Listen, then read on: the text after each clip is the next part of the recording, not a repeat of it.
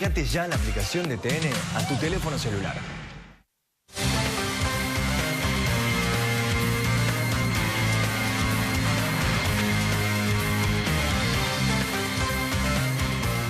Diputado Losperato, gracias por acompañarnos. Muchas gracias.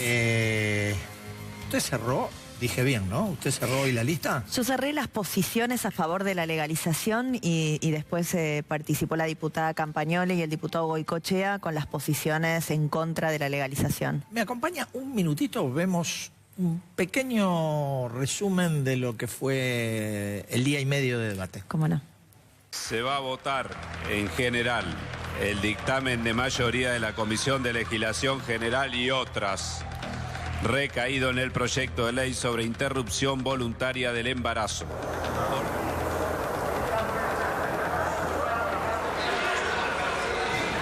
Bien, cerrado. 131 votos fueron afirmativos. Resulta afirmativo.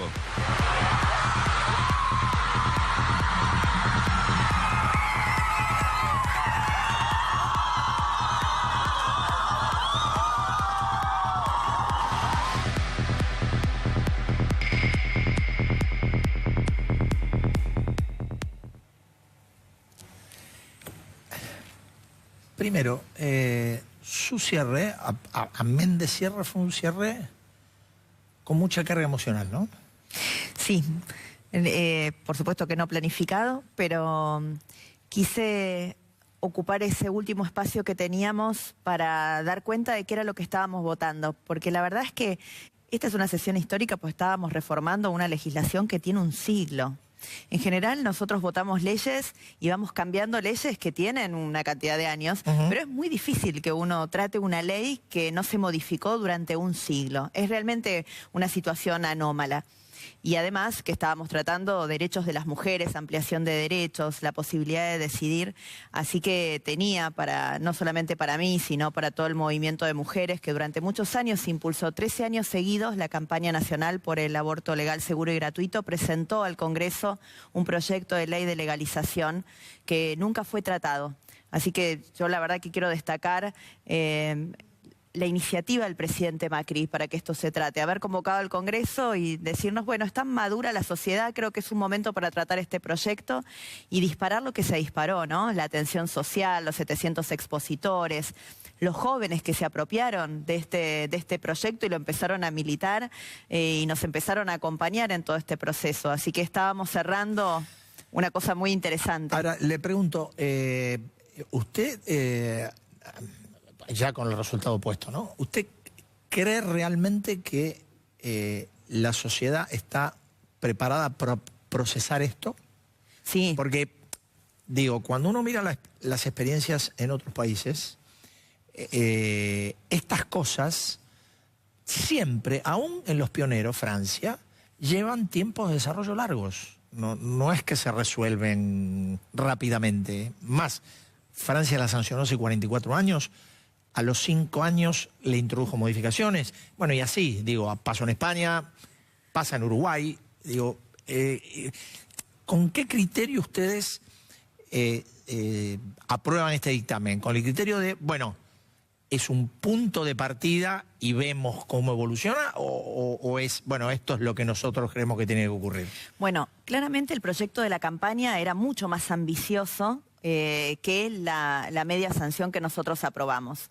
Y tal vez ahí se encontró el punto de equilibrio entre una visión que nos ponía en el lugar en que están hoy los países que despenalizaron hace 20, 30 o 40 años y entonces nosotros ya adaptábamos directamente ese modelo de legislación y el modelo que finalmente adaptamos nosotros, que es tal vez el de la etapa previa, ¿no? El modelo de causales todavía se conserva una parte dentro del Código Penal que el proyecto que ingresó de la campaña no tenía. Esto fue toda una discusión al interior de quienes estábamos a favor sobre si podíamos ir hacia el proyecto de más avanzada o no, y nos dimos cuenta que para juntar los votos teníamos que hacer este paso intermedio, que era despenalizar absolutamente hasta la semana 14 y mantener un sistema de causales con las mismas causales reconocidas en el fallo FAL de la Corte del año 2012 para esos casos específicos. Ustedes cuando arrancaron, si recuerdan, a lo mejor no recuerda, pero ustedes cuando arrancaron,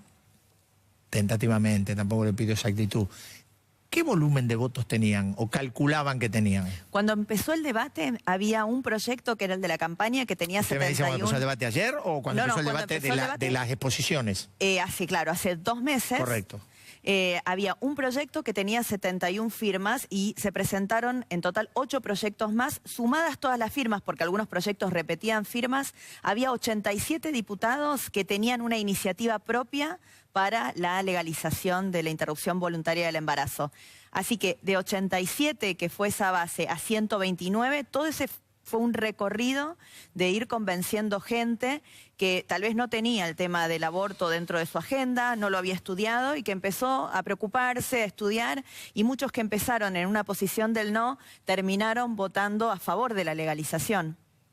Dígame,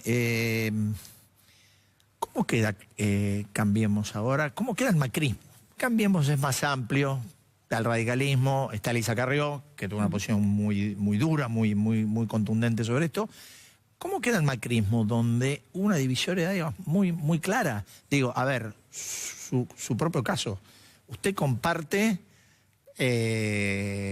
tareas en la presidencia de la Cámara de Diputados con Nicolás Massot. Nicolás Massot votó en contra e hizo un discurso duro en contra. Digo, ¿cómo se convive en ese mundo? Hoy, después de un rato de haber pasado la votación, nos empezamos a mensajear con Nico para ver cuándo íbamos a comer, porque tenemos muchos proyectos que sacar. No, la verdad es que vivimos este proceso, es especial. Yo lo dije en mi discurso de cierre porque todos aprendimos algo. Entre otras cosas, aprendimos a tener que procesar una diferencia al interior del bloque. Los bloques somos, más cuando somos oficialistas, somos bastante uniformes en las decisiones. Sabemos que tenemos que acompañar al presidente Macri, así que, bueno, hay que votar lo que el presidente necesita. En este caso, tanta libertad, digamos, que se nos dio que fue absoluta, hizo sin duda que, bueno, hubo alguna discusión, debate interno, pero en ningún caso ni nos peleamos, ni hay ninguna cuestión irreconciliable. Y la verdad es que no estuvo tan partido. Debo decir que en mi bloque hubo una minoría que fue la que estuvo a favor. ¿Cuántos quedaron al final? Y terminamos 14 o 15 a favor de la legalización de 53. Así que no era tan dividida la cuestión. Había un grupo grande del PRO que no estaba a favor de este proyecto y que no presentó tampoco un proyecto alternativo, ¿no? Pero independientemente de eso, creo que fue una construcción transversal, total, de todos los partidos políticos y que no es la primera vez que pasa. La verdad que hay un grupo de legisladoras mujeres que trabajamos hace bastante tiempo en todos los temas que tienen que ver con la agenda de género. Pensamos muy distinto en muchas cosas, pero en materia de derechos de las mujeres encontramos un punto de acuerdo para construir legislación. Ahora, yo le decía lo del interior de la coalición porque, a ver, no es lo mismo que se fracture no es que se divida, digamos, por un tema, un bloque opositor que para la confrontación con el gobierno rápidamente se alinea, que el bloque oficialista, que todos sabemos, tiene desafíos importantes por delante, ¿no? Digo, Cambiemos tiene desafíos parlamentarios y no parlamentarios muy importantes por delante. Digo, ¿cómo se salda esto? ¿O se salda muy rápido? Yo creo que se salda rápido, pero además creo que el presidente Macri evaluó esto. Cuando nos juntó en marzo, antes de que empezara las sesiones ordinarias en Olivos, nos dijo, les doy absoluta libertad para que traten este tema, cada uno vote lo que quiera en relación al aborto. Lo único que les pido es que no sea un tema de pelea y de desunión entre ustedes. Y todos nosotros intentamos moderar al interior de nuestro propio interbloque. De hecho, nos pusimos una regla, que era no compartir noticias que pudieran ser favorables para una u otra oposición dentro del chat que nosotros tenemos del interbloque, para que así no se generaran esos debates de, bueno, uno puso una cosa, el otro puso otra. Y en este tema las noticias las compartíamos. Por ejemplo, en el medio de esto estuvo el referéndum de Irlanda, que para los que estábamos a favor de la legalización fue un hito importantísimo. Bueno, nosotros celebrábamos el referéndum de Irlanda por nuestro lado y el sector que no estaba de acuerdo habrá lamentado el resultado del referéndum. Pero tratar de mantener este debate fuera, y en el interbloque seguíamos hablando del resto de las leyes, ¿no? Digo, usted, supongamos que se hubiera dado el resultado al revés, ¿ustedes lo hubieran vivido también como una derrota para el presidente? No, para nada. Yo lo hubiera vivido como una derrota para el movimiento de mujeres, ¿no? Y lo hubiera vivido, yo creo que como una derrota para la Argentina, porque uno entró al debate del aborto con una sociedad que no sabía de qué estaba hablando, que tenía muy poca información. Pero la verdad es que el debate fue tan rico.